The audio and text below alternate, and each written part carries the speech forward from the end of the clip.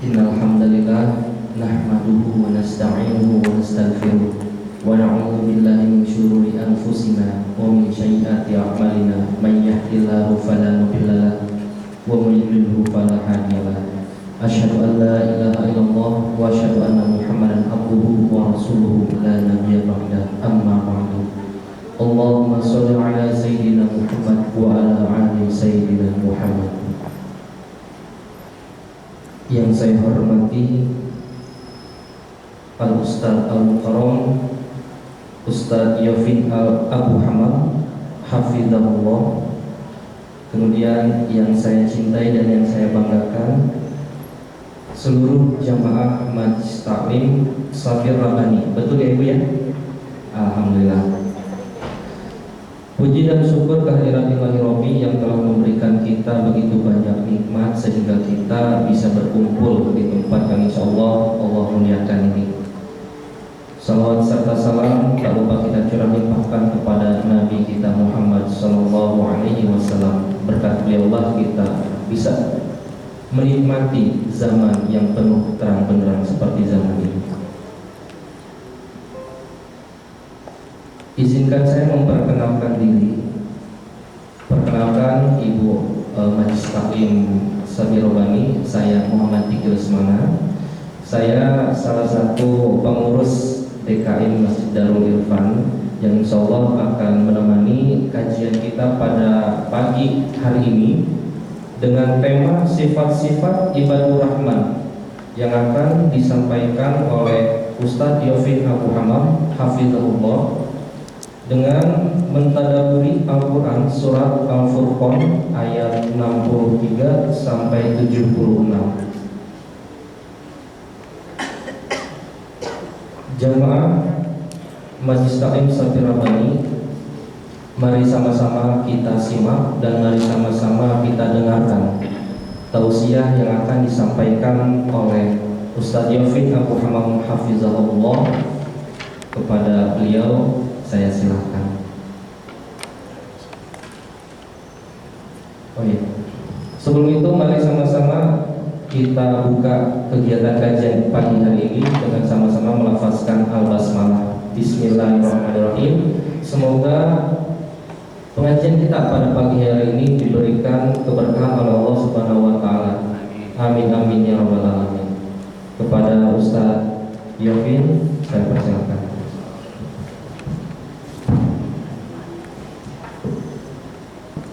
Bismillahirrahmanirrahim. Assalamualaikum warahmatullahi wabarakatuh. Lemas sekali suaranya nggak ada. Karena puasa gitu. Dan saya ulang ya. Assalamualaikum warahmatullahi wabarakatuh. Waalaikumsalam warahmatullahi wabarakatuh.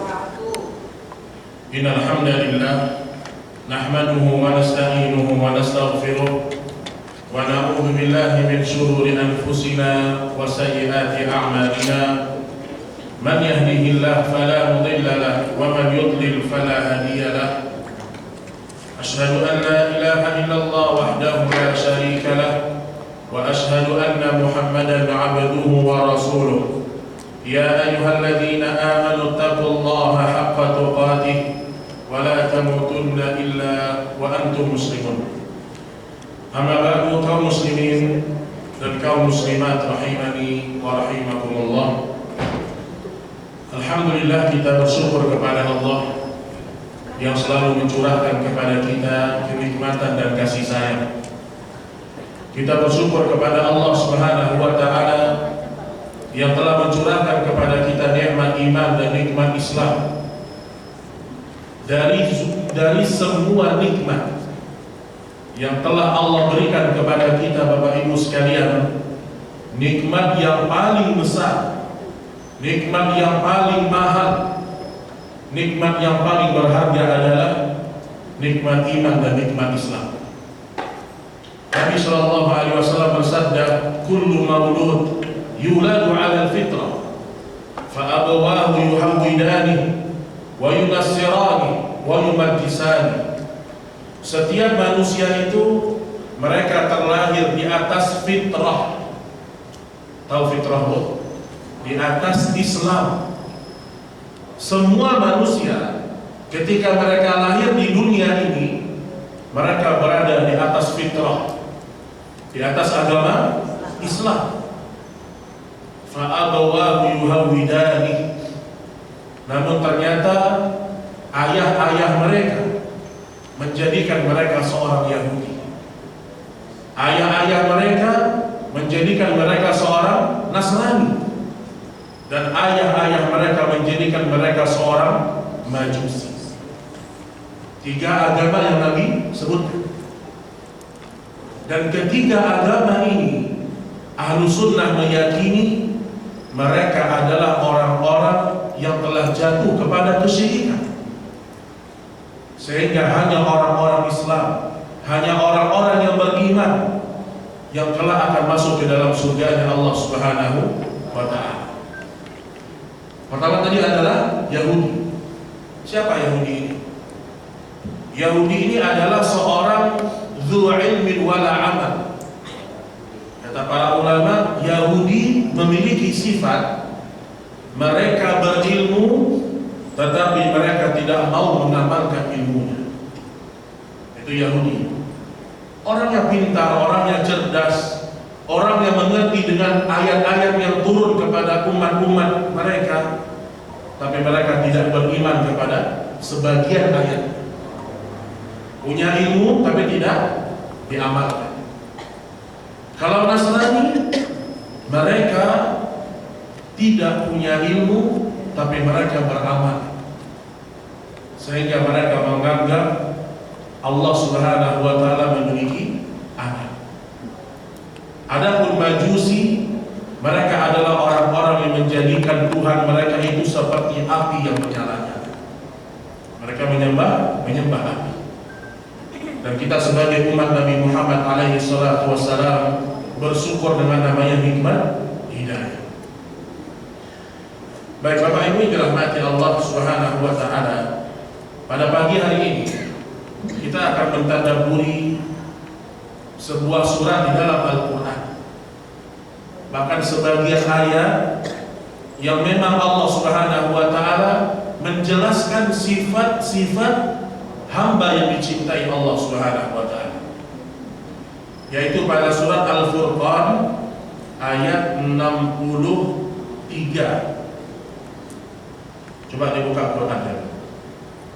Surat Al-Furqan di ayat 63. Nanti sampai insya Allah kepada beberapa ayat selanjutnya. Pertama, Al-Furqan artinya apa, ibu-ibu sekalian? Pembeda. Maksudnya apa pembeda ini?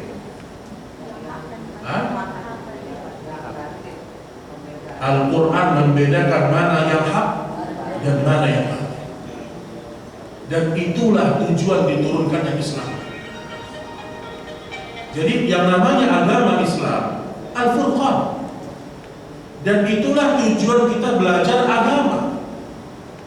Dengan kita belajar Islam, kita bisa membedakan mana ridhonya Allah dan mana murkanya Allah.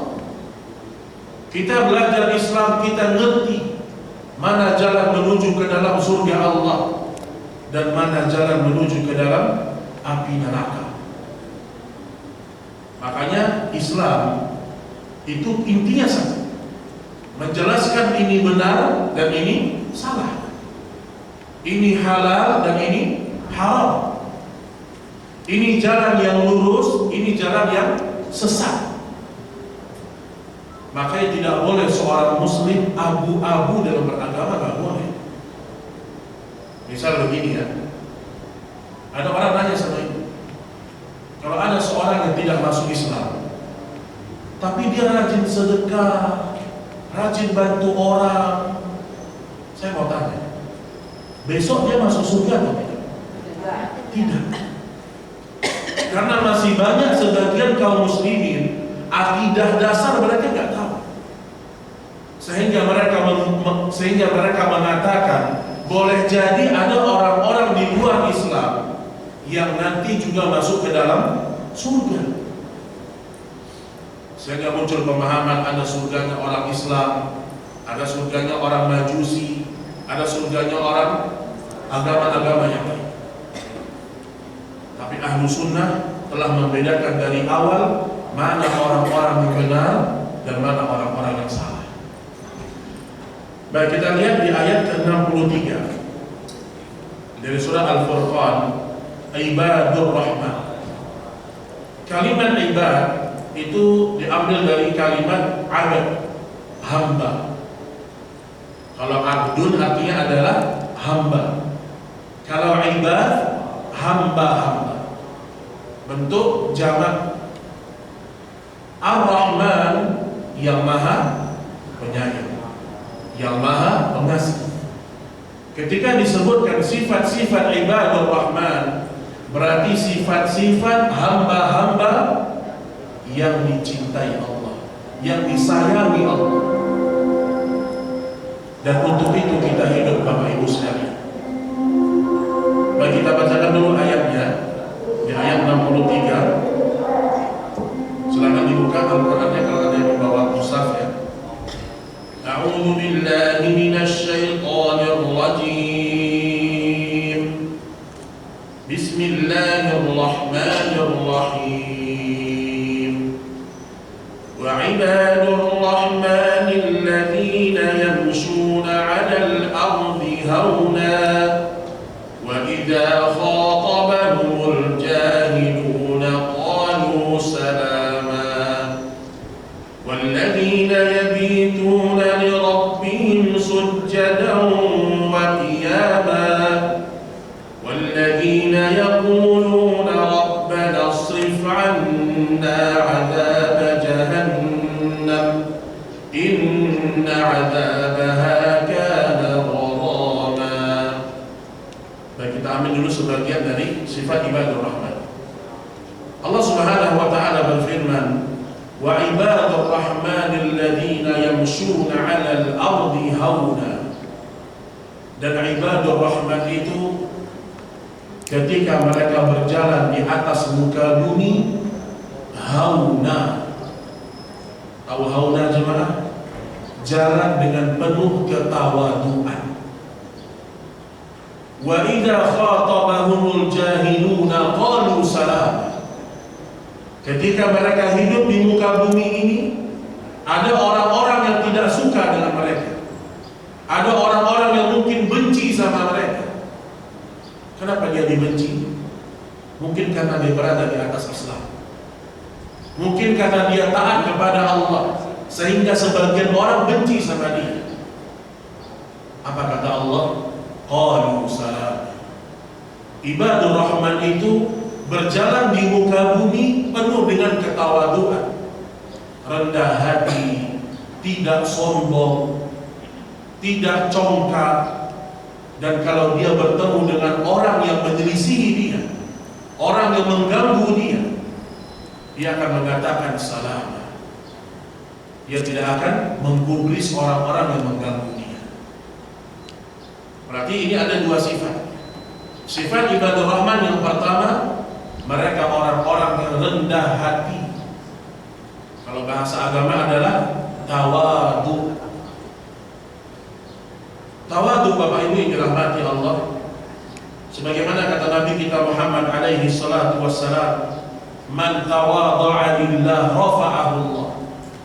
Barang siapa yang di dunia ini memiliki sifat tawadu, rendah hati, tidak sombong, maka Allah Subhanahu wa taala akan mengangkat kedudukannya di akhirat. Man tawadha'a lillah rafa'ahu Allah. Barang siapa yang tawadu, Allah akan mengangkat derajatnya. Tawadu ini lawan katanya apa? Sombong. Dan sombong dalam agama itu definisinya dua. Ingat ya, yang namanya sombong dalam agama kita itu dua jenis sifat. Yang pertama, batarul haq. Dia adalah orang yang suka menolak kebenaran. Itu orang sombong itu.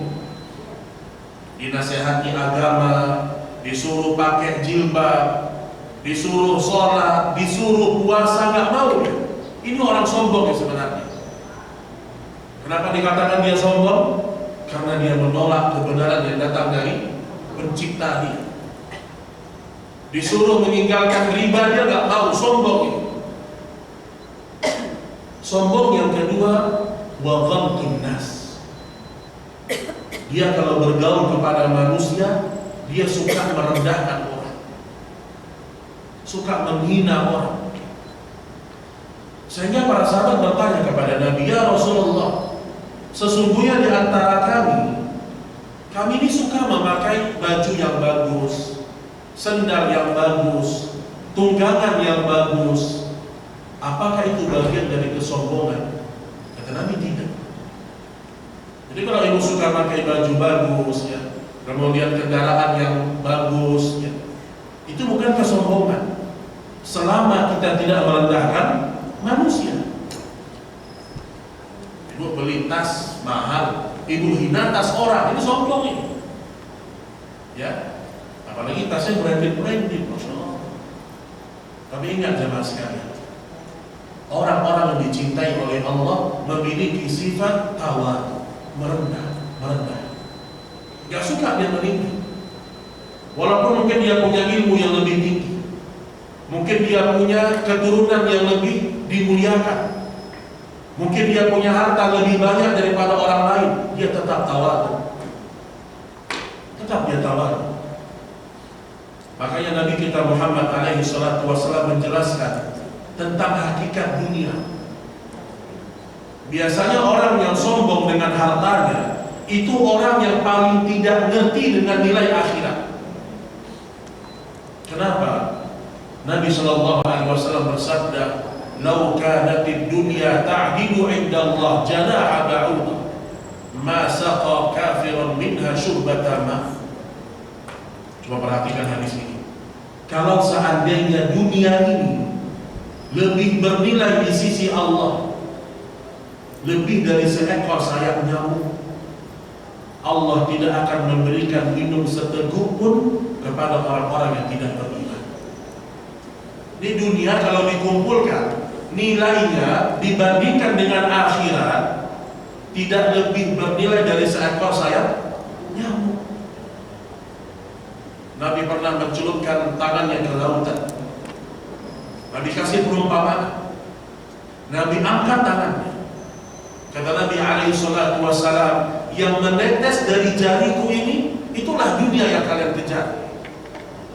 Adapun lautan yang luas itu adalah akhiratnya Allah Subhanahu wa ta'ala.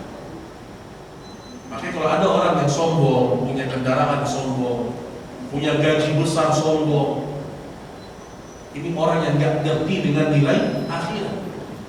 Lupa dia dengan nilai akhirat. Ini sifat yang pertama. Sifat ibadur rahman yang pertama, mereka orang-orang yang rendah hati.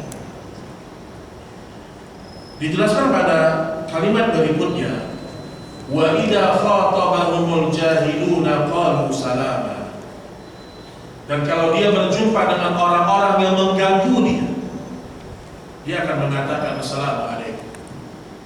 Maksudnya apa? Dia tidak membalas keburukan dengan keburukan. Lihat Nabi kita sallallahu alaihi wasallam jemaah. Nabi hijrah ke berapa tempat jemaah? Ada 2 tempat. Pertama kemana? Taif. Nabi pernah hijrah, mencoba hijrah ke Taif sebelum ke Madinah. Ternyata di Taif Nabi dilempar batu, berdarah-darah. Ini manusia ahli surga ini, dilemparin batu. Akhirnya Nabi Shallallahu Alaihi Wasallam berhenti di sebuah pohon. Secara ringkas kemudian turunlah malaikat. Apa kata malaikat ini? Wahai Muhammad, kalau seandainya kau memohon kepada Allah agar kami lemparkan gunung ini kepada mereka, niscaya akan kami lakukan. Tapi Nabi Rahim, Nabi kita Nabi yang rahmah, Nabi yang penuh dengan kasih sayang. Karena yang melemparkan Nabi dengan batu ini orang-orang yang belum tahu, orang-orang yang masih awam. Sehingga Nabi mengatakan jangan lakukan. Fa'innahum qaumun la yafqahun. Karena mereka yang tadi melempari aku dengan batu, mereka adalah orang-orang yang tidak mengerti. Nah, di sini kata para ulama, berbeda sikap kita menghadapi orang yang mengganggu kita karena kejahilan mereka dengan orang yang mengganggu kita murni permusuhan. Beda. Nabi ketika dilempar batu, Nabi doakan hidayah untuk mereka.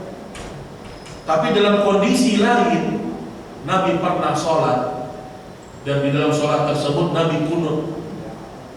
Dan isi kunut Nabi mengatakan Allahumma la'an fulanan, Allahumma la'an fulanan, ya Allah laknatlah si fulan, laknatlah si fulan.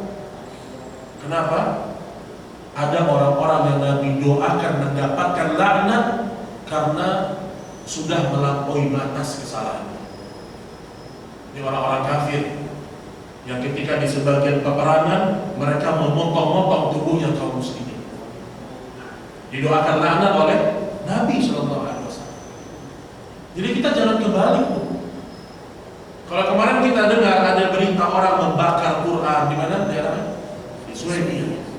Ada sebagian lagi kaum muslimin dibantai sama orang-orang yang tidak beriman. Jangan doanya hidayah, salah ini. Kalau ada orang-orang yang tidak beriman mengganggu kaum muslimin, bahkan membunuh kaum muslimin, doanya Nabi agar mereka dilaknat, bukan mendapatkan hidayah, sama. Tetapi kalau ada orang-orang yang tidak beriman, dia nggak ganggu kita, tetangga kita, dia baik sama kita, doakan hidayah. Jadi doa itu pun ada juga tempat-tempat. Maka di sini kata Allah, sifat-sifat ibadah Rahman, kalau mereka diganggu, mereka tidak pernah menggubris gangguan-gangguan orang lain. Mereka mengatakan salam, udah biarin. Ini sifatnya ibadah Rahman. Di dalam surat Fussilat ayat 34 sampai 35, di situ Allah menegaskan lebih banyak berkaitan dengan sifat ini. Allah mengatakan idfa' billati hiya ahsan. Wahai Muhammad, balaslah keburukan itu dengan sesuatu yang lebih baik. Kalau ada orang berkhianat kepada ibu, jangan ibu balas untuk berkhianat, jangan. Ada orang menzolimi kita, jangan kita zolimi orang itu. Dia berdosa kepada Allah, tapi kita membalas dengan kebaikan. Itu dia dua sifat pertama dari ibadah Rahman yang dicintai oleh Allah Subhanahu wa ta'ala.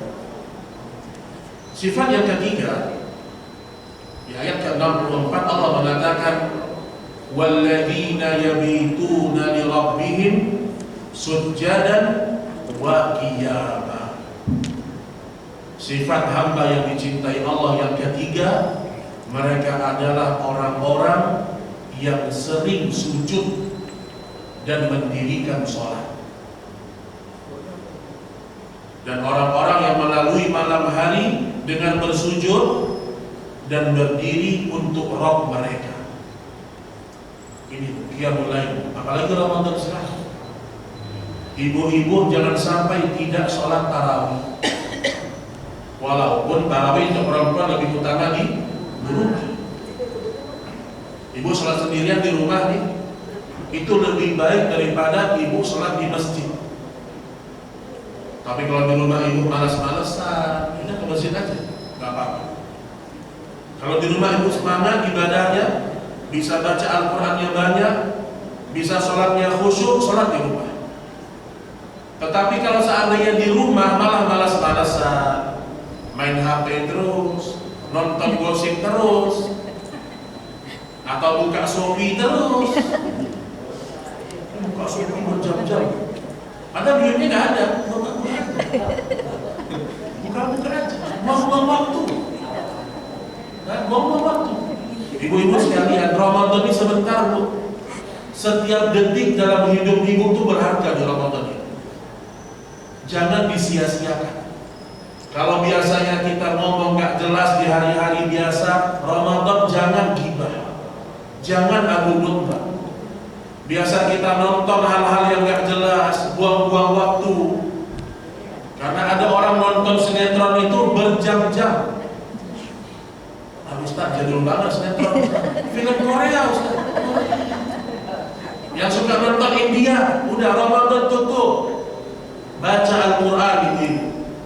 Hidupkan malam kita dengan Al-Quran. Bukankah Nabi mengatakan man qara'a harfan min kitabillah falahu hasanah. Barang siapa membaca Al-Quran, dia mendapatkan 10 kebaikan. Dan Nabi mengatakan la aqulul alif lam harf. Aku tidak mengatakan alif lam itu satu huruf, enggak. Tapi alif satu huruf, lam satu huruf, mim satu huruf. Tapi manusia memang kalau dengar pahala tidak semangat seperti mendengarkan duit manusia. Oh, saya baca Quran 1 juz dapat pahala. Oh ya udah. Gak ada upaya ingin memperbanyak. Coba kalau kita ganti. Kalau ada orang yang mengatakan sama kita, siapa yang bisa baca Quran 1 hari 1 juz dapat duit 1 juta. Ngaji gak? Ngaji. Khotam semuanya. Yang baca semuanya 30 juz dapat 30 juta. Inilah manusia, inilah kita. Kita masih menganggap dunia ini lebih hebat daripada akhirat. Padahal kita tahu dunia ini sebentar, kita tahu. Makanya orang-orang yang mendapatkan kebahagiaan di surga, orang-orang yang di dunia badannya capek dalam mentaati Allah. Nah, ibu dan kita usahakan bangun malam. Makanya di antara keutamaan bangun malam, kata Nabi alaihi salatu wassalam, ada salah seorang sahabat bertanya, ya Rasulullah, aku berharap bisa duduk denganmu dekat di surga. Kata Nabi, kalau kau ingin itu, maka bantulah aku untuk mewujudkannya dengan izin Allah, dengan engkau memperbanyak sujud. Maksudnya memperbanyak sholat. Nah, ibu kalau pengen tahajud, qiyamul lail, coba jangan sampai ada yang bolong tarawih. Kalau nggak kuat 11 rakaat dengan berdiri, boleh duduk. Agama kita mudah. Inna hadza dina yusrun. Agama ini agama yang mudah. Salat tarawih nggak bisa berdiri, duduk. Nggak punya hafalan, bisa baca Quran, boleh. Boleh.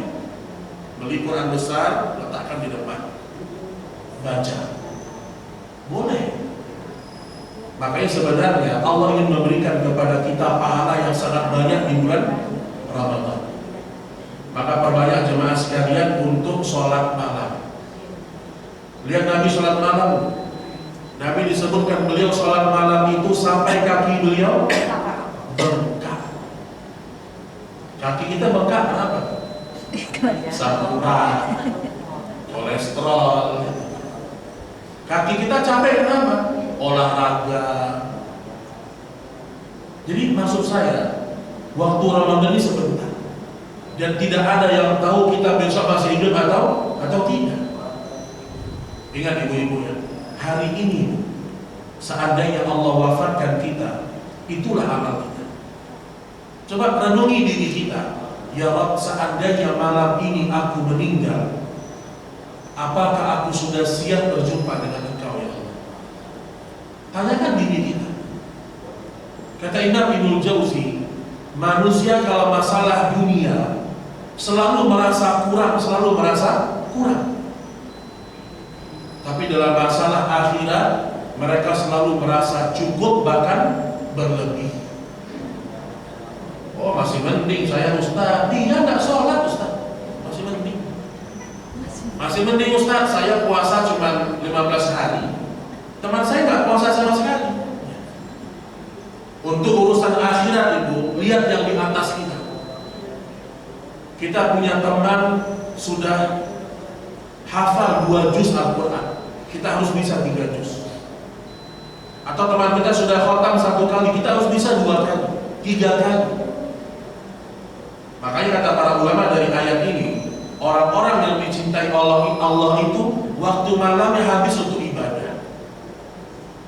Jadi Ramadan ini tidur jangan jam 9, tidur jam 11, 12.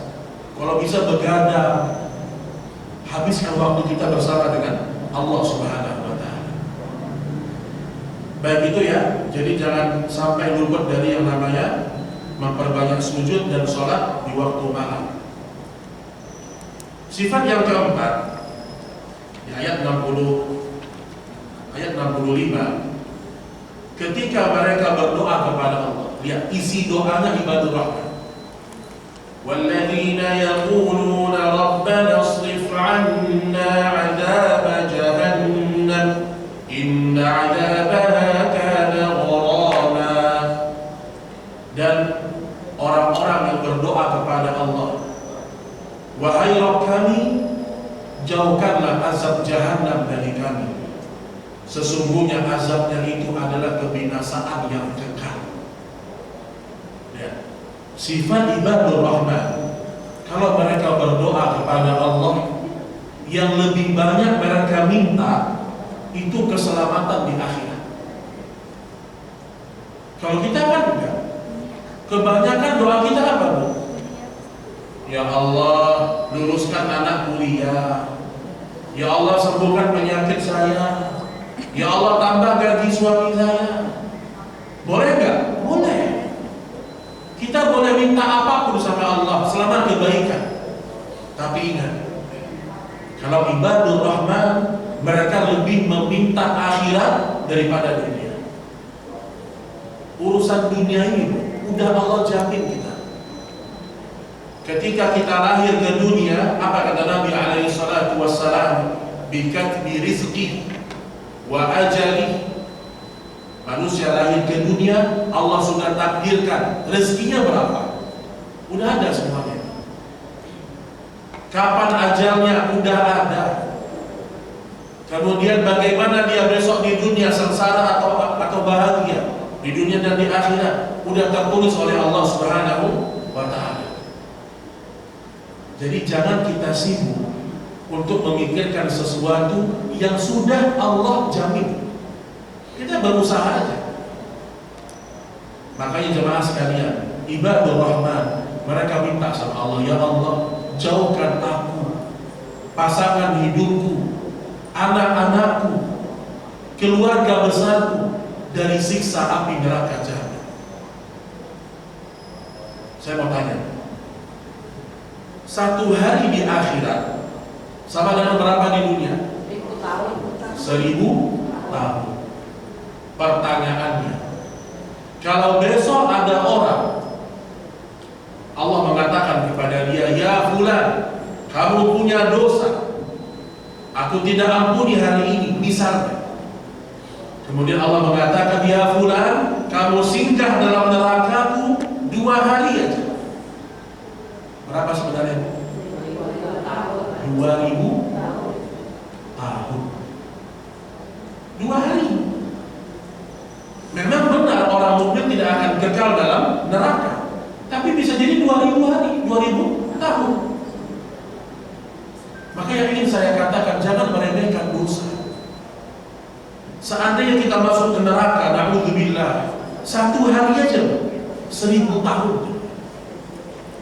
Itu kalau Allah tidak mengampuni dosa-dosa kita. Ada sebuah kisah di masa Israiliyah, kaumnya Bani Israel. Dia diceritakan masuk ke dalam neraka selama 70 tahun. Ini bukan dongeng, ini benar ini ya. Ini kejadian yang memang akan terjadi. Masuk neraka 70 tahun. Setelah itu dia dikeluarkan, masuk ke dalam surga. Orang-orang bertanya kepada dia, apa yang membuat kamu masuk ke dalam neraka 70 tahun? Dosa apa? Dia cerita, dulu di dunia saya sebagai seorang yang pergi ke hutan mengambil kayu. Kemudian saya antarkan ke pasar kepada bos saya, gitu, kepada pemilik, ya bosnya, pimpinannya. Gitu. Setiap hari saya lakukan itu. ke hutan, ambil kayu bakar, diantar ke pasar.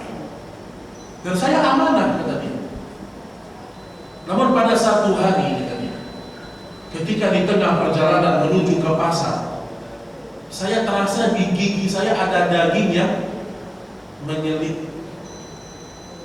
Maka saya ambil kayu bakar itu sedikit, saya patahkan. Saya pakai membersihkan gigi saya, tapi belum izin kepada pemiliknya. Karena tusuk gigi itu, Allah lemparkan saya ke neraka 70 kali. Lihat, perhatikan. Oh, manusia bukan tusuk gigi lagi, mobil orang diembat. Masya Allah. Iya ya. Hak orang diambil, hati-hati juga.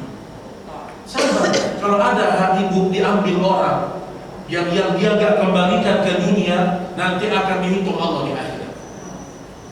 Ada orang hutang sama kita, dia gak bayar, tagih terus, gak apa-apa. Seandainya dia tetap tidak bayar, nanti di akhirat Allah akan kembalikan semuanya dalam bentuk amanah. Atau juga sebaliknya, kalau kita punya hutang sama orang, bayar.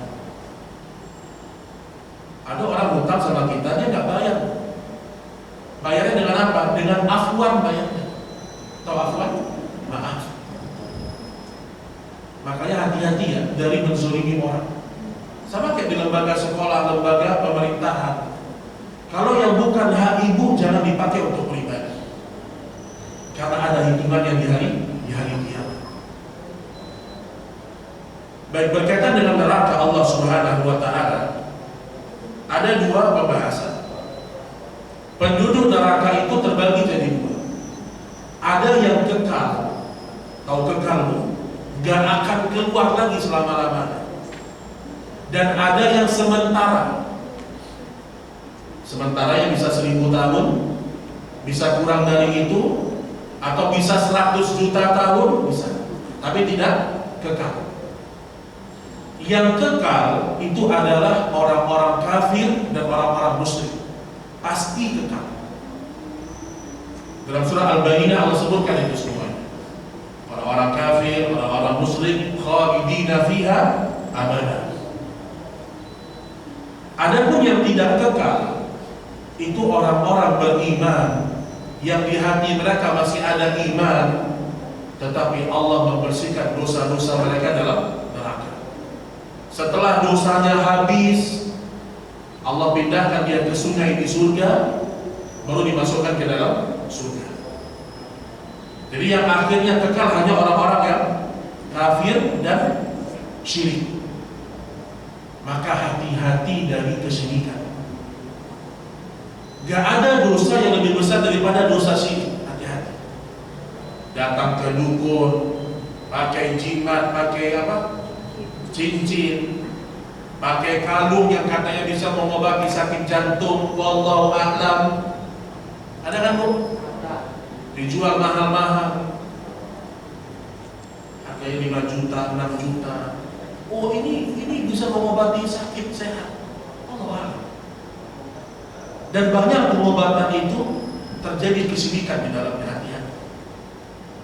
Karena sebagian orang dia sakit pergi ke tukang pijit. Tapi tukang pijitnya ini dukun, nggak perlu dipijit, cuma digini aja. Sembuh. Hati-hati. Kata para ulama, hati-hati dari sebuah penyakit yang kesembuhannya itu nggak masuk akal. Karena bisa jadi dia bersama dengan jin. Nah, maksud saya dosa syirik, hati-hati. Jangan sampai kita mati dalam kondisi melakukan kesyirikan. Jangan sampai. Baik, neraka jahanam jemaah yang dirahmati Allah Subhanahu wa Ta'ala, yang paling ringan azabnya adalah Abu Thalib. Abu Thalib ini siapa? Pamannya Rasul sallallahu alaihi wasallam. Nabi mengatakan, kalau seandainya aku tidak meminta Abu Thalib diringankan azabnya, maka niscaya dia berada di kerak neraka jahanam. Abu Thalib itu azabnya dia pakai sendal, kepalanya melepuh semuanya. Itu azab yang paling ringan. Azab bagi orang yang di bulan puasa tidak puasa, Di bulan Ramadan dia tidak puasa, kata Nabi Shallallahu Alaihi Wasallam, besok di akhirat mulutnya disobek dan semua mengeluarkan darah. Ini kalau kita bicara masalah neraka, istighfar terus kita. Makanya malaikat Malik disebutkan dalam sebuah riwayat, semenjak diciptakannya neraka, dia tidak pernah tersenyum lagi. Makanya orang-orang kafir, orang-orang yang tidak beriman, ketika mereka kekal dalam neraka, mereka punya satu cita-cita. Apa cita-citanya orang-orang kafir? Cita-citanya, ya Allah, matikan saja kami. Karena di akhirat gak ada kematian. Tsumma la yamutu fiha wa la yahya. Di akhirat itu orang mau mati Allah hidupkan, mau mati Allah hidupkan. Disebutkan dalam sebuah riwayat, ketika penduduk neraka mengatakan, ya Malik liyaqdi alaina rabbuk, dalam Al-Quran, wahai malaikat Malik, mintalah kepada Allah agar Allah matikan kami. Ini permohonan penduduk neraka. Malaikat Malik diam. Kata Imam Tabari dalam tafsirnya, malaikat Malik mendiamkan mereka selama 100 tahun. Mereka minta terus, wahai malaikat Malik, matikan kami, matikan kami. Karena disiksa terus oleh Allah. Malaikat Malik diam. Setelah 100 tahun, maka dijawab, qala innakum makithun. Sesungguhnya semua kalian kekal. Bayangkan, minta ratusan tahun, jawabannya apa? Ujung-ujungnya kekal. Makanya Bapak Ibu, jangan sampai murtad dari agama. Jangan sampai pasangan kita murtad, anak-anak kita murtad, jangan sampai. Kalau ada yang murtad dari agama, kita berjuang mengembalikan mereka ke Islam. Kalau ada yang murtad, sebagaimana Nabi bersemangat mengislamkan pamannya, tapi gak berhasil. Hidayah milik Allah Subhanahu wa Ta'ala. Kita hanya berusaha.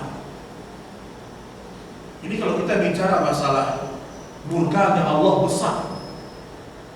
Tetapi yakinlah jemaah, sesungguhnya rahmat Allah itu lebih besar daripada murkanya. Allah memiliki 100 rahmat.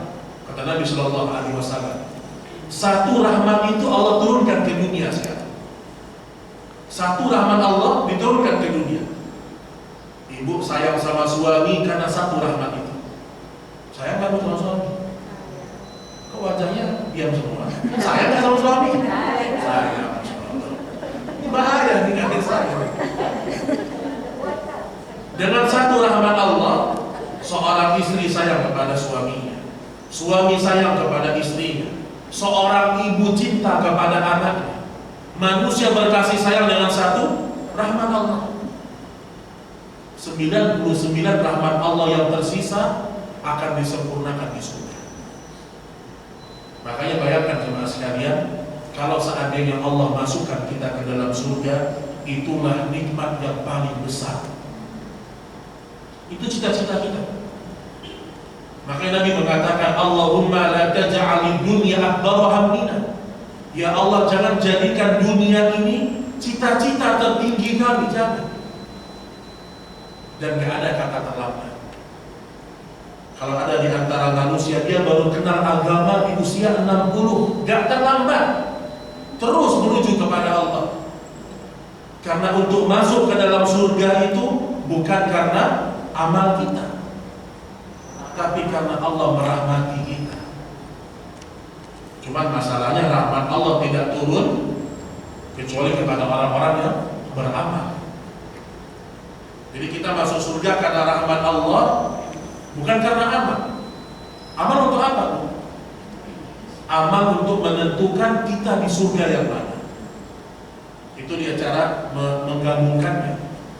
Karena Nabi mengatakan semua manusia tidak masuk surga karena amalannya. Kata para sahabat, wala anta ya Rasulullah. Engkau juga tidak ya Rasulullah? Tidak. Aku juga tidak masuk surga karena amalku, kata Nabi. Tetapi Allah telah merahmati. Surga itu ada 100 tingkat. Antara satu tingkat ke tingkat berikutnya itu jaraknya antara langit dan bumi. Makanya orang yang paling rendah tingkatan surganya itu mendapatkan 10 kali kelipatan dunia. Banyak kan? Ibu dikasih satu tebet, di satu tebet ibu yang menguasai, senang kan? Di akhirat yang paling rendah surganya 10 kali kelipatan dunia. Makanya jangan malas-malas sholat, jangan malas berzikir, jangan malas membaca Al-Quran, jangan malas membantu orang, apalagi di bulan Ramadan. Karena salah satu cita-citanya penduduk neraka juga, selain dimatikan, mereka pernah meminta kepada Allah nanti agar dipulangkan ke dunia. Untuk ngapain? Untuk bersedekah. Nah, saya mau tanya, kenapa mereka minta ibadah sedekah, bukan sholat, bukan puasa? Kenapa? Kenapa orang kafir nih, penduduk neraka mengatakan fa'as-saddaqa wa akum minas sholihin? Ya Allah, pulangkan kami ke dunia, kami ingin bersedekah. Kenapa mereka tidak mengatakan kami ingin sholat, kami ingin baca Quran, kami ingin haji? Kenapa sedekah? Sholat juga. Tapi kenapa sedekah yang mereka minta? Bisa amal jariah, mengajarkan ilmu juga. Nah, jawabannya satu. Itulah hebatnya ulama ketika mereka menjelaskan. Kata Imam Ibnu Katsir, karena sedekah itu dalam melakukannya hitungan detik bisa. Kalau kita sholat, wudhu dulu, wudhunya tak benar tak rendah, cuci kakinya kayak senam pocong-pocong susu kakinya. Ada orang wudhu kaki gitu aja, tangannya penting basah, sholat belum tentu diterima. Kalau puasa ada sahur lagi, ada pembatal lagi.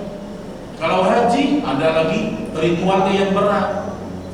Kalau sedekah enggak, hitungan detik ibu bisa sedekah. Contoh, ada orang mau sedekah, Ustaz, mobil saya yang di parkiran saya sedekahkan untuk masjid itu. Selesai? Selesai. Cuman kita di dunia ini gak mau mengucapkan itu, atau berat mengucapkan itu. Semudah itu sedekah. Makanya orang-orang kafir nyesal, kenapa dulu kami gak banyak sedekah, gak beriman. Karena ternyata sedekah itu semudah itu. Apalagi sekarang di bulan Ramadan, ibu cari pesantren-pesantren yang susah, anak-anak yatim, orang-orang fakir, tinggal satu pencetak, ya atau tidak? Mau sedekah 1 juta, terkirim 10 juta, nyesal nggak? Nyesal nggak? Waktu itu ada kejadian ya, ada seorang bapak, dia mau donasi gitu, dia mau donasi buka puasa tahun baru. Ini teman saya cerita, dia donasi ke masjid, ditekan sama dia, mungkin karena saking semangat, ternyata tertekan 10 juta. Pertanyaannya, kalau kejadian seperti itu, ibu mengucapkan alhamdulillah atau istighfar? Alhamdulillah aja sudah. Berarti Allah yang menggerakkan ibu untuk bersedekah lebih banyak. Nah, itu iman diuji itu. Ya, 10 juta. Iya, 1 juta. Nah itu ya, semudah itu bersedekah. Dan sedekah itu bisa menyelamatkan dari siksa api neraka. Makanya sedekah ini sebenarnya tidaklah harus dalam jumlah besar. Maksud saya, seberapa yang kita mampu. Nabi pernah mengatakan, ittaqun nar walau bisikki tamrah. Selamatkan dirimu dari api neraka Allah walaupun bersedekah setengah biji kurma. Bukan sebiji, setengah. Syik tamrah. Kita punya 1 kurma ini di rumah, andaikan hanya ada itu kita punya, kita belah jadi 2. Setengahnya untuk saya, setengahnya untuk saudara yang susah. Kalau itu ikhlas, bisa membuat kita selamat dari api neraka. Nabi kasih permisalan yang paling kecil. Gak mungkin lah di rumah ibu cuma ada kurma, kan gak mungkin. Tapi ibaratnya seperti itu. Dan maknanya adalah sedekah itu tidak harus menunggu uang kita banyak. Di ATM kita sekarang mungkin cuma ada 1.500.000. Oh nanti saya kalau sudah 100 juta saya mau sedekah 50 juta. Jangan kelamaan. Ada uang 1.500.000, sedekahkan berapa yang kita ikhlas, berapa kita mau. Karena Allah melihat keikhlasannya, bukan hanya jumlahnya. Makanya sedekahnya Abu Bakar itu mengalahkan sedekahnya seluruh manusia. Kata Nabi Shallallahu Alaihi Wasallam, "Lau anfaqa Abu Bakrin," kalau seandainya Abu Bakar bersedekah dengan satu telapak tangannya, diambil duit nih sejumlah satu telapak tangan. Abu Bakar bersedekah segini saja, dan manusia bersedekah semuanya di dunia ini, tetap lebih besar sedekahnya Abu Bakar. Kenapa? Walaupun jumlahnya cuma sebesar ini, keikhlasan Abu Bakar ini yang mahal. Karena banyak orang bersedekah kurang keikhlasannya. Diumumkan di masjid. Kok nama saya nggak disebutin ya? Parah nih. Dan sedekah yang paling terbaik selamat dari api neraka, sedekah diam-diam. Terang-terangan boleh, tapi diam-diam jauh lebih baik. Gak apa-apa orang tahu ibu gak sedekah, gak ada masalah. Yang penting ibu dengan Allah cukup. Kadang-kadang manusia mancing kita untuk merusak amal kita. Teman kita punya program misalnya di masjid A, kita udah sedekah dalam jumlah besar di masjid yang lain. Terus dia ngasih kita mungkin informasi di WA, kamu mau ikut sedekah kan? Terus kita bilang, oh enggak, saya nggak ikut sedekah. Teman kita mancing, kamu pelit banget gak mau sedekah. Ibu sudah sedekah pada 100 juta di masjid lain misalnya. Jangan kepancing. Oh kamu gak tahu aja, saya udah sedekah kemarin nih. Jangan. Rusak amal kita. Dan gak perlu orang tahu kita bersedekah. Dan kalau kita sudah bersedekah jemaah, jangan menyakiti orang yang kita kasih sedekah. Dalam surah Al-Baqarah, ya ayyuhalladzina amanu la tubtilu shadaqatikum bil manni wal adha. Jangan batalkan sedekah kalian dengan menyebut-nyebutnya atau mencela. Kita pernah dulu sekolahkan anak yatim misalnya. Sekarang dia udah kuliah, atau pembantu kita, sekarang dia udah keluar dari rumah kita. Jangan sebut-sebut sedekah kita. Oh dasar tuh Ustaz, kalau nggak karena saya nggak kuliah dia Ustaz. Apa kayak gitu? Kalau bukan saya yang bantu, gak akan sukses dia. Jangan. Lupakan kebaikan kita kepada siapapun, tapi ingat kebaikan orang. Innama nut'imukum liwajhillah. Sesungguhnya aku itu memberi sesuatu karena mengharapkan wajah Allah. Itu berarti keikhlasan. Contoh nih, ibu kirim makanan mahal lagi. Ibu kirim ke teman ibu. Ngirimnya pakai GoFood atau GoSend. Ibu kirim jam 8 pagi. Masuk notifikasinya, barang sudah diterima. Jam 8 pagi barang sudah diterima. Nunggu, kok nggak ada kabar sih? Kok nggak ucapin terima kasih sih? Kok nggak ikhlas? Sampai jam 12 siang nggak ada kabar. Sampai malam nggak ada kabar. Kalau ibu kesal, ibu marah, apalagi ibu mengatakan, oh ini orang nggak tahu terima kasih, habis pahala. Makanya jaga yang namanya pahala sedekah dan ibadah-ibadah yang lain.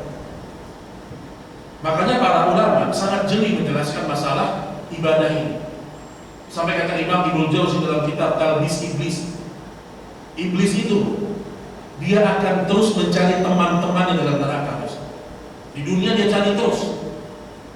Tipuan iblis yang paling besar membuat orang keluar dari Islam, itu yang paling besar. Kalau nggak berhasil, dia membuat kita meninggalkan kewajiban, nggak sholat, nggak puasa. Kalau dia nggak berhasil juga, dia membuat kita meninggalkan amalan sunnah. Kalau masih nggak berhasil, dia akan berusaha bagaimana ibadah kita itu riya, muncul riya di dalamnya. Dan beliau kasih contohnya begini. Hari Kamis misalnya, ibu sedang puasa. Ditanya sama teman ibu, ini hari Kamis nih misalnya, Bu, yuk kita pergi makan yuk. Kamu puasa nggak? Jawabannya apa, Bu? Kalau ibu ditanya nih, kamu sedang puasa nggak? Kalau sedang puasa jawabannya iya, saya sedang puasa. Kalau enggak saya enggak puasa. Kan harusnya begitu. Tapi setan pintar. Setan masuk sehingga kita mengatakan apa? Ya iya dong, ini kan hari Kamis. Maksudnya apa? Bukan sombong saja. Tapi kita ingin kasih tahu, saya bukan hanya puasa hari ini aja. Setiap Kamis saya puasa. Wah gitu loh. Paham gak kira-kira? Gitu lah setan. Kita, kamu puasa nggak? Oh ya saya puasa. Selesai. Tapi kita perjelas lagi. Iya saya puasa. Kan ini hari Kamis. Seakan-akan pengen kasih tahu setiap hari Kamis saya puasa. Hati-hati dengan dia. Sum'ah, ujub, hati-hati. Kita menghabiskan semua amalan-amalan. Baik, mungkin berikutnya sifat terakhir insyaallah taala sebelum kita akhiri. Mungkin kita ambil sebagian saja. Walladzina idza anfaqu lam yusrifu wa lam yaqturu wa kana baina dzalika qawama. Ayat 67. Dan orang-orang ibadur rahman itu membelanjakan hartanya tidak berlebihan dan tidak pula kikir, dan pembelanjaan itu di tengah-tengah antara yang demikian. Ya Allah bicara masalah infak. Orang beriman ketika dia berinfak yang berlebih-lebihan. Maksudnya bagaimana? Sehingga orang yang wajib dia nafkahi nggak bisa. Contoh, ibu punya uang 1 juta. Hanya ini yang ibu punya. Ibu kasih semuanya ke orang lain. Akhirnya anak nggak bisa makan, anak nggak bisa sekolah, anak nggak bisa ini. Ini nggak boleh. Makanya bersedekah pun itu tidak boleh berlebih-lebihan. Kapan dikatakan berlebihan? Ketika ada kewajiban yang tidak bisa kita tunaikan. Kita rajin sedekah ke masjid, sementara ibu kita butuh, kita nggak bisa kasih. Jadi makanya dalam masalah sedekah pertengahan, tidak terlalu foya-foya berlebihan dan tidak pula terlalu pelit. Itu makna yang pertama. Dan sedekah itu yang paling terbaik jemaah kepada keluarga terdekat. Itu lebih besar pahalanya. Karena ada 2 pahala, pahala silaturahim dan pahala sedekah. Ibu punya rezeki ini di bulan Ramadan, yang pertama ibu harus ingat kedua orang tua. Itu nomor 1. Baju barunya belikan, kalau dia sakit belikan obatnya, kalau rumahnya sudah rusak-rusakan renovasi. Orang tua nomor 1. Walaupun ibu sebagai seorang istri benar bakti ibu kepada suami yang pertama, tapi tetap ibu wajib berbakti sama orang tua, semampu ibu. Makanya nggak benar kalau ada seorang suami dia menghalangi istrinya berbakti kepada ibu, yang nggak benar. Karena ada sebagian suami begitu, dia menghalangi istrinya untuk berbakti kepada ayah dan ibunya sendiri, dijauhkan dia dari keluarga, yang nggak boleh. Nah, itu makna yang pertama ya. Jadi lihat, keponakan kita susah bantu, abang kita, adik kita susah bantu, itu lebih utama daripada orang lain. Makna yang kedua dari sedekah di sini adalah membelanjakan harta. Jadi bukan sedekah tapi membelanjakan harta. Orang-orang yang dicintai Allah itu kalau dia membeli sesuatu lam yusrifu, tidak berlebih-lebihan. Nah, berlebihan ini ada relatif sebenarnya. Ada orang bertanya kepada seorang masyayikh di kota Madinah, "Wahai syekh, kalau ada orang membeli tas, ibu suka tas tuh, beli sepatu, harganya mewah, mahal-mahal. Ada tas harga 50 juta, ada bu? Gak ada. Ada. Yang 100 juta ada nggak? Orang ada yang beli. Walaupun pre-love dibeli, pre-love bekas dibeli. Barang-barang pre-love yang masih bagus, mewah, mereknya macam-macam, dibeli puluhan juta. Orang mau beli. Saya mau tanya, ini berlebihan atau tidak?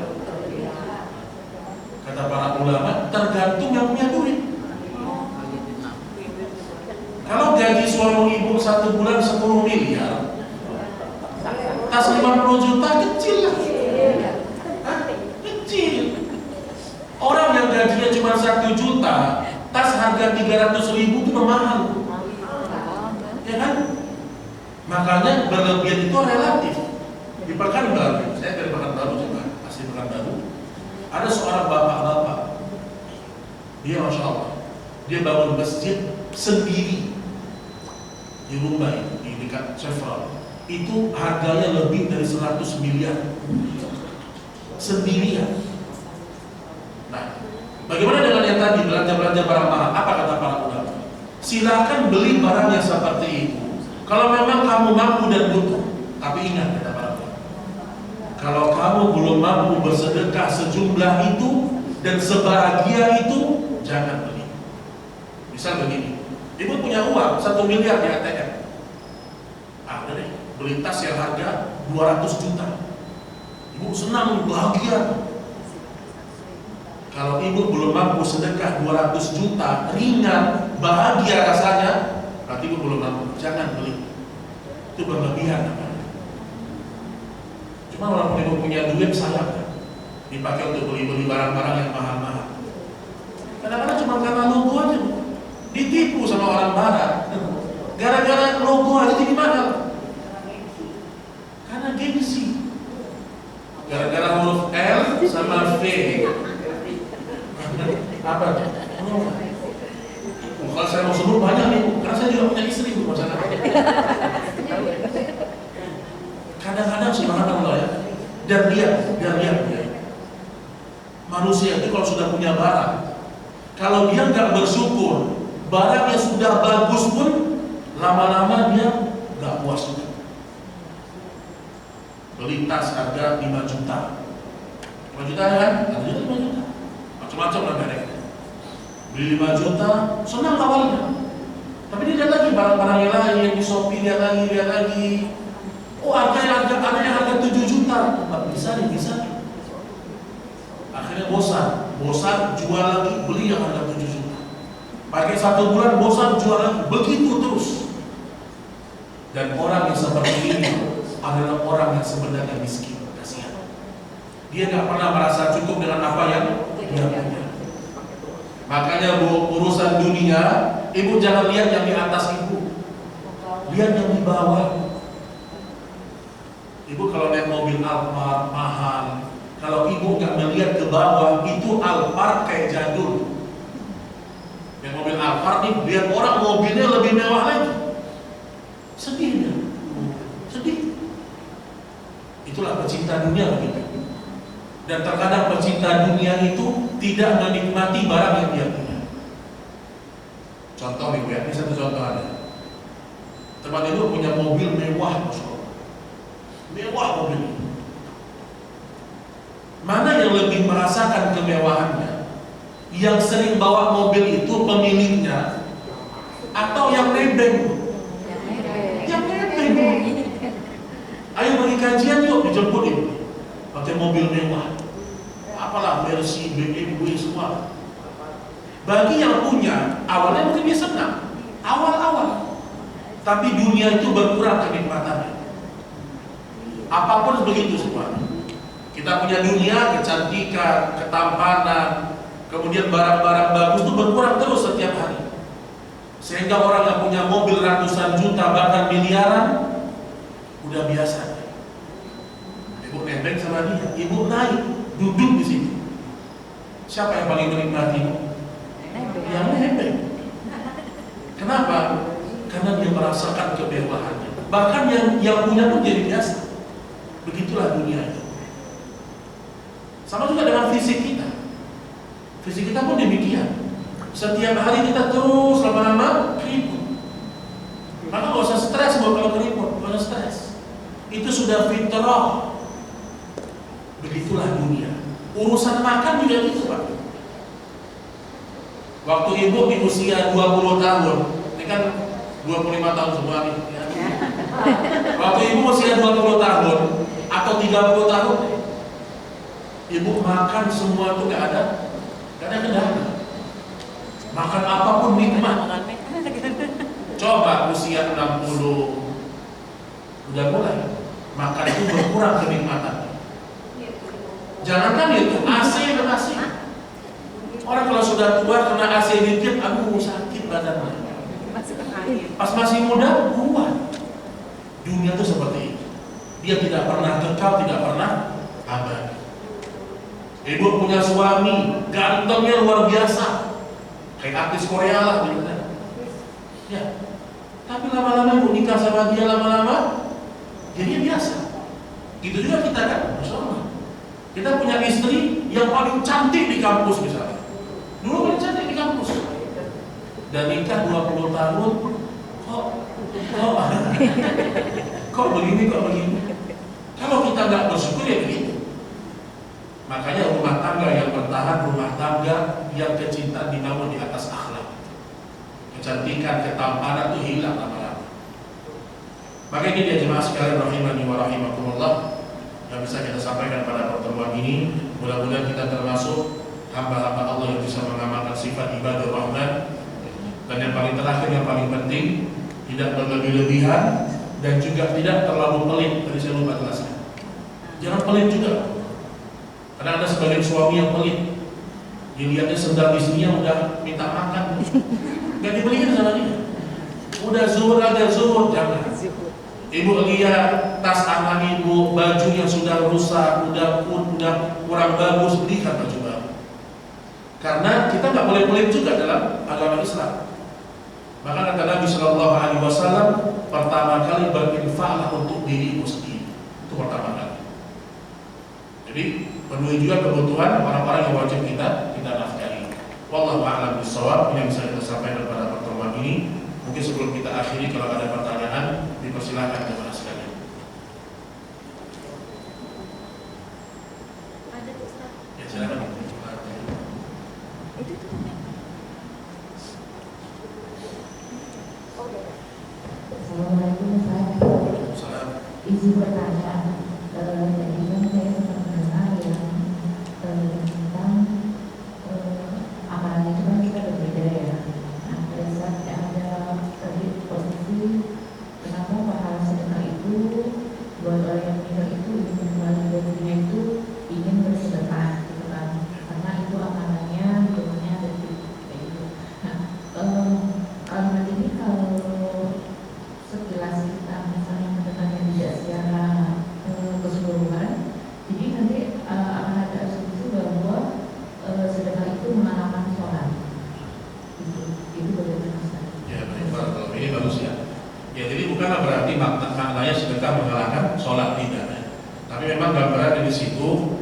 Memang kata para ulama, kenapa orang kafir dia minta sedekah?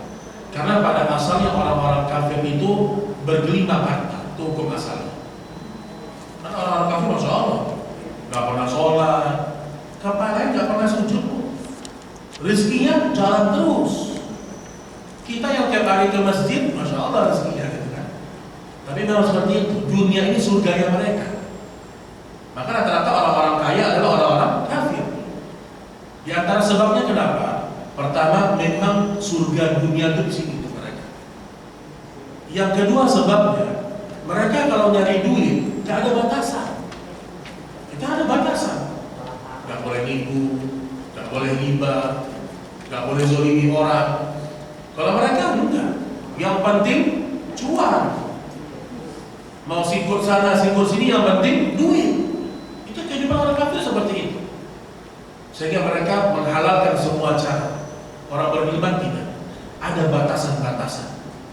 Makanya mereka minta supaya memperbanyak sedekah di dunia. Tapi bukanlah berarti mengalahkan sholat, tidak. Karena tetap yang namanya sholat itu asas. Makanya sholat dengan sedekah atau zakat ini dua hal yang tidak boleh dipisah. Ya, Islam dibangun di atas 5 perkara: syahadat, sholat, zakat termasuk sedekah di dalamnya, kemudian puasa dan haji kalau mau. Itu hanya semacam perumpamaan saja sebenarnya. Wallahu a'lam bishawab.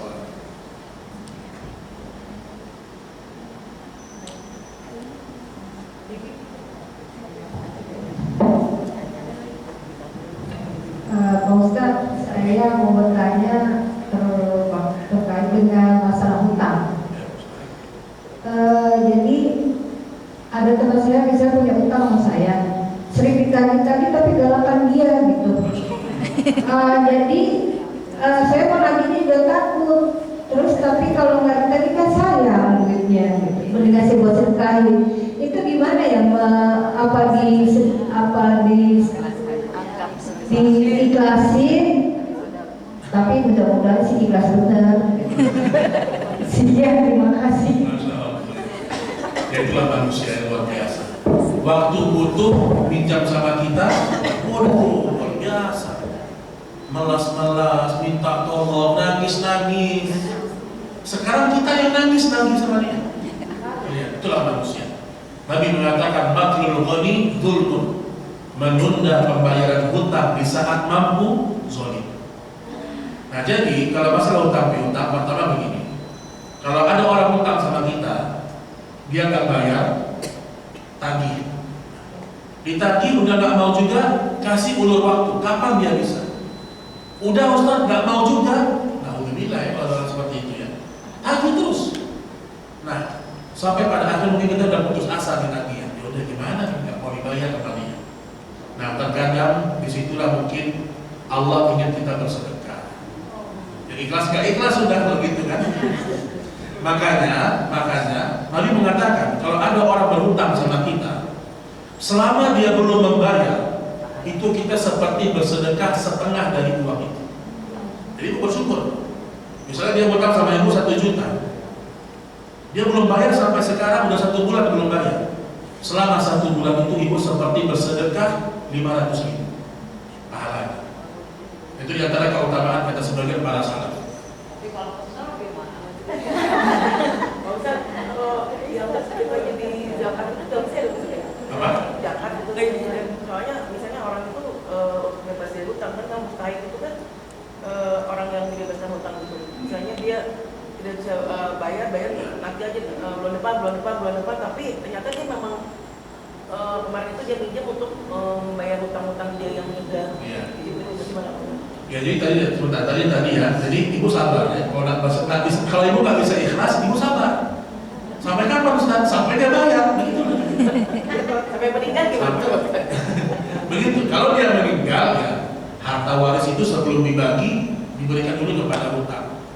Nah, maka ibu-ibu sekalian, tips dalam memberikan hutang pertama, siapa yang berhutang? Satu. Yang kedua, kita harus punya antisipasi.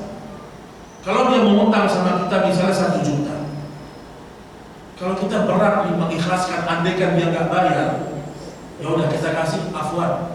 Saya cuma bisa bantu 500.000. Kasih. Andaikan dia nggak bayar, kita sudah ikhlas. Itu namanya antisipasi.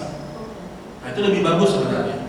Ustaz, ada utang sama antum 10 juta, Masya Allah, 10 juta misalnya. Dalam hati saya, kayaknya kalau nggak dibayar saya nggak ikhlas deh, kayaknya. Misalnya kan, nah saya kasih misalnya 2 juta, afwan, saya bisa bantu antum hanya 2 juta. Kapan antum bisa bayar 2 juta. Andai kan dia nggak bayar, kita ikhlas. Nah, itu diantara tipsnya. Nah, tapi kalau misalnya jumlahnya besar, Bu, ya ibu terus tagih itu bukan celah. Dan nggak perlu malu menagih hutang. Bahkan dalam agama kita diperintahkan menagih hutang saudara kita. Daripada besok di akhirat kita tagih. Karena besok di akhirat kalau ada orang hutang sama kita belum bayar, kita akan minta ibadah-ibadahnya. Ustaz, dia nggak punya ibadah, Ustaz. Apa yang mau diminta? Dosa kita pindah ke dia. Jadi itu cara menghibur ibu, begitu caranya. Begitu caranya. Ya. Nah, sama seperti yang tadi, ada di antara mustahik zakat siapa? Orang yang ghanim. Orang yang berhutang dan tidak mampu membayar hutangnya bisa diberikan zakat. Kata para ulama, orang yang berhutang seperti apapun. Ada orang berhutang beli pajero, berhutang dia. Tapi maksudnya orang yang berhutang ini adalah orang yang berhutang untuk kebutuhan pokoknya, sehingga dia nggak mampu bayar. Dia hutang untuk beli beras, mungkin dia hutang untuk kontrak rumah yang kecil. Nah, orang kayak gini boleh dapat zakat.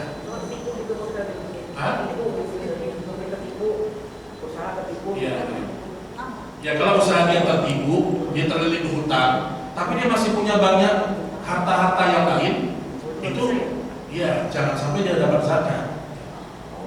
Ya, jadi kalau kita ini punya hutang dan kita nggak bisa bayar, jual barang-barang yang kita punya ini. Apa yang bisa dijual, jual. Nah, nggak mampu juga kita, ada orang berzakat sama kita, ya kita lihat kondisi. Kalau memang dia orang yang berhak menerima, terlilitnya terlalu banyak, ya mungkin bisa. Tapi sekarang ini susah. Banyak orang berhutang tapi untuk gaya hidup. Dari kepala sampai bawahnya hutang semua. Ya makanya ibu sekalian ya, yang punya hutang lunasin ya, dan jangan cepat-cepat ingin berhutang. Karena hutang ini merusak apa ya? Merusak kenyamanan kita. Makanya kata Nabi SAW, jangan kalian jatuhkan diri kalian kepada bahaya setelah keamanannya. Maksudnya apa ya Rasulullah? Kata Nabi, banyak orang yang tadinya hidupnya nyaman, tentram, tapi dia berhutang, hidupnya kemudian hancur, binasa. Ya, wallahu ta'ala alam bisawab.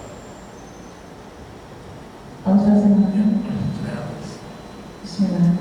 Pak Ustaz, tadi Pak Ustaz sebutkan pintu neraka itu ada dua, Pak Ustaz. Yang kekal di dalamnya orang kafir dan musyrik. Kalau munafik ada di mana ya Pak Ustaz? Baik, orang munafik ya. Munafik terbagi jadi dua. Ada munafik nifaqul akbar ya. Ada kemunafikan yang membuat dia keluar dari Islam. Ada kemunafikan yang dia masih muslim. Dia dusta, dia berkhianat, tapi dia muslim. Nah sama ya, munafik ini saya lupa, munafik termasuk adalah penduduk neraka jahanam yang kekal. Kemunafikan yang besar. Maka Allah mengatakan innal munafiqina fid darkil asfali minan nar. Orang-orang munafik berada di kerak neraka jahanam. Cuman beda, orang munafik kata para ulama akidah, mereka juga akan menyeberangi sirat seperti orang-orang beriman. Jadi yang menyeberangi sirat besok kan di bawahnya adalah neraka jahanam. Yang berhasil lewat masuk surga. Yang tidak berhasil masuk ke dalam jahanam.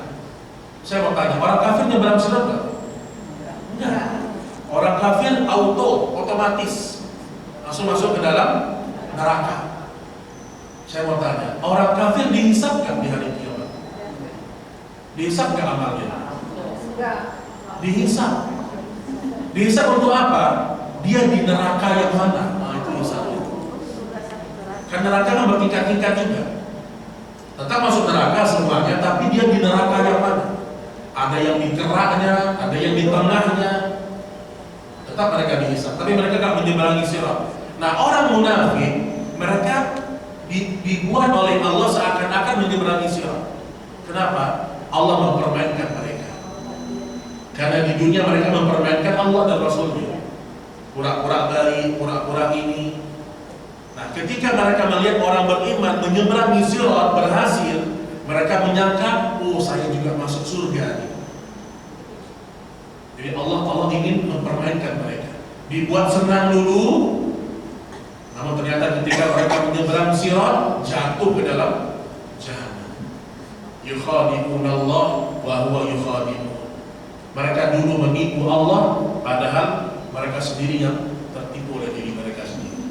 Wallahu ta'ala alam bisawab. Satu lagi Pak Ustaz, boleh nggak kita bersedekah pada orang yang kafir bersama dia miskin? Baik, pertama begini, kalau kita bersedekah kepada orang kafir yang miskin, pertama harus ada tujuan lebih. Misal, dia adalah keluarga kita. Kita berharap kalau kita bersedekah kepada dia, lama-lama dia dekat sama kita, mau masuk Islam. Ada tujuan itu. Yang pertama keluarga, mungkin anak atau keluarga jauh kafir nih, kita sering bantu kasih sedekah, tapi dengan target apa? Semoga dia masuk Islam. Nah, termasuk juga orang-orang yang di luar saudara kita, boleh, nggak ada masalah. Tetap kita bersedekah kepada mereka, tapi ada tujuan. Ya. Ada tujuan. Kalau nggak ada tujuan itu jangan. Karena masih banyak orang-orang Muslim yang susah, masih banyak. Makanya kata Syekh Utsaimin ketika mengatakan Idul Kurban, bolehkah membagikan daging kurban kepada orang kafir? Kata beliau, pertama, kalau semua Muslim di situ sudah menerima daging kurban, masih ada sisanya, maka berikan kepada orang kafir, tapi dengan tujuan dakwah. Tujuan dakwah itu boleh. Tapi kalau nggak ada tujuan nggak boleh. Cuma sekadar temanan, nggak enakan nggak boleh. Tidak boleh.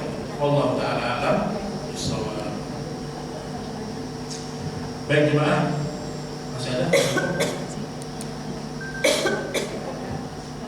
Baik, mungkin cukup insyaallah pada pertemuan ini. Mudah-mudahan Allah Subhanahu wa taala merahmati kita semuanya. Ini pertemuan ada 2 kali Pak Mas. Iya. Baik, mohon maaf jemaah, saya ini sebenarnya dari kemarin sedang menunggu visa, ya, menunggu visa untuk ke Madinah. Makanya kemarin saya terima 2 jadwal. Tapi pada Allah ternyata visa saya keluar 2 hari yang lalu. Jadi saya kemungkinan awal April sudah berangkat bersama keluarga ke Madinah. Saya mungkin di situ. Jadi mungkin untuk jadwal berikutnya, semoga ada ustaz lain yang bisa menggantikan. Ya, karena saya belajar ke Madinah nanti. Sampai kapan? Wallahu a'lam. Tapi saya buat visa kemarin untuk 2 tahun 3 tahun lagi. Baik jemaah, ini bisa kita sampaikan pada pertemuan ini, semoga bermanfaat. Subhanakallahumma wa bihamdik, asyhadu an la ilaha illa anta, astaghfiruka wa atubu ilaik. Wassalamualaikum warahmatullahi wabarakatuh. Waalaikumsalam warahmatullahi wabarakatuh. Alhamdulillahirrahmanirrahim. Telah selesai, sudah kita dengarkan ya, begitu banyak ilmu baru, begitu banyak hal-hal yang dapat kita pelajari untuk kita terapkan di kehidupan kita sehari-hari.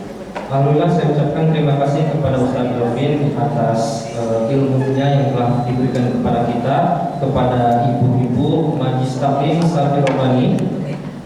Alhamdulillah, kita telah sampai di penghujung acara, yaitu acara penutupan di kegiatan kajian rutin kita, yang insya Allah akan diadakan kembali kajian rutin ini di tanggal 13 April. Tempatnya masih di Darul Irfan, di Masjid Darul Irfan. Untuk pematerinya atau narasumber nanti diinformasikan lebih lanjut oleh panitianya. Mungkin cukup sekian dari saya. Terima kasih atas waktu dan kesempatannya. Semoga apa yang kita dengarkan, apa yang kita simak menjadikan ladang pahala kita yang berlipat-lipat di bulan suci Ramadan ini. Amin amin ya rabbal alamin. Mari sama-sama kita melafazkan hamdalah. Alhamdulillahirabbil alamin. Billahi fi sabilillah fastabiqul khairat. Wassalamualaikum